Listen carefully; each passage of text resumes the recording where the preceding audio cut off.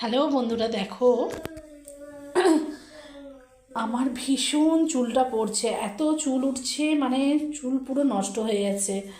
ওই জন্য ভাবলাম, অনেক দিন থেকে ভাবছিলাম তেল তৈরি করব তেল তৈরি করব, কিন্তু কিছুতেই তেল তৈরি করতে পারছিলাম না, টাইম হচ্ছিল না। আজ সব জোগাড় করে নিয়েছি। দেখো আমি কি কি দিয়ে তেলটা বানাবো যাতে চুল না পড়ে।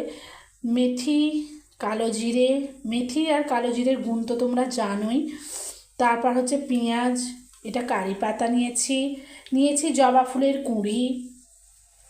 এখানে দু রকম জবা ফুলের কুঁড়ি আছে, এটা হচ্ছে জবা ফুলের পাতা আর এটা হচ্ছে কেশত্ব, এবং এটা আছে সর্ষের তেল এবং নারকেল তেল।